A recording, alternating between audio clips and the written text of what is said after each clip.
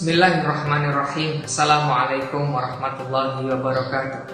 Alhamdulillah wassalatu wassalamu ala rasulillah wa ala alihi wa ashabihi wa mawalah.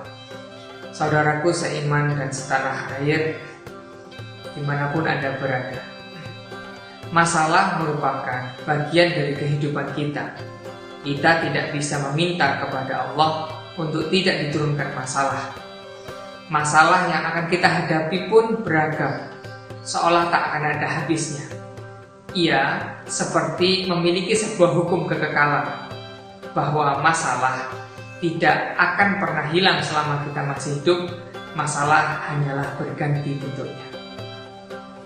Sebaik-baik orang yang menghadapi masalah adalah orang yang tidak membebani dirinya dengan hal-hal yang di luar masalah itu. Karena hal inilah yang sering kita gunakan sebagai tuduhan bahwa masalah yang diberikan Allah lebih besar daripada kemampuan kita. Sebagai contoh, ketika kita berat untuk melaksanakan suatu ibadah, katakanlah sholat subuh. Biasanya bukan sholat subuhnya yang berat, akan tetapi sebelum sholat subuh pada malam harinya, kita membebani diri kita dengan sesuatu yang lain, sehingga hal itu memberatkan ibadah sholat subuh kita.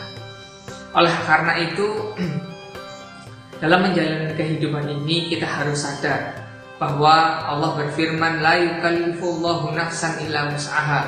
Allah tidak akan pernah membebani kita di luar kemampuan kita. Ketika hidup menjadi berat, maka biasanya ada hal-hal yang selain perintah Allah yang kita upayakan, kita paksakan sehingga hidup kita menjadi berat.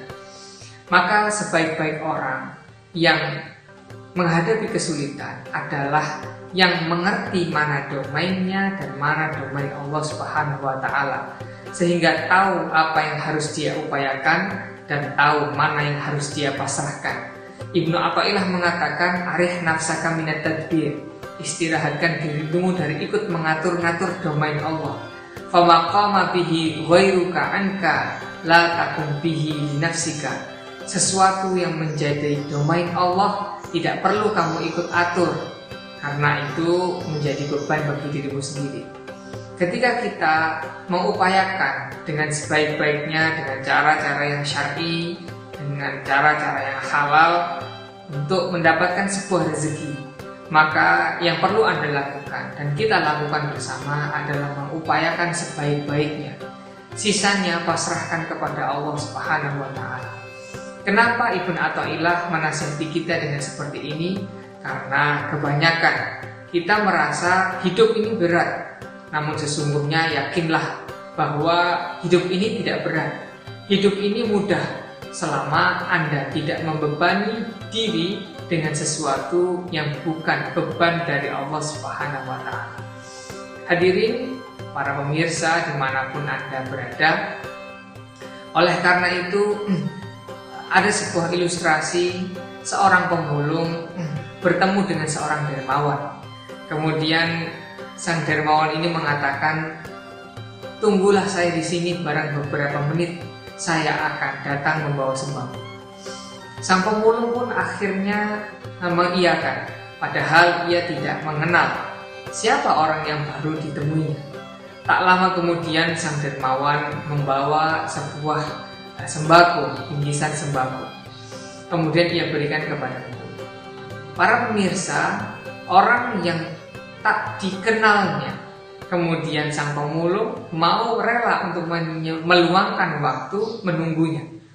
Sekarang Allah Subhanahu wa Ta'ala sudah kita kenal sejak lama.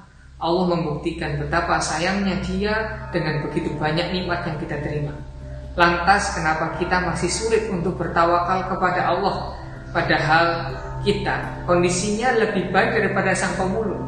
Sang pemulung baru menemui orang yang tadi sang dermawan, sedangkan kita sudah mengenal Allah sejak lama. Apa yang membuat kita sulit bertawakal kepada Allah? Tawakalkan, pasrahkan, hidup Anda akan menjadi lebih mudah. Assalamualaikum warahmatullahi wabarakatuh.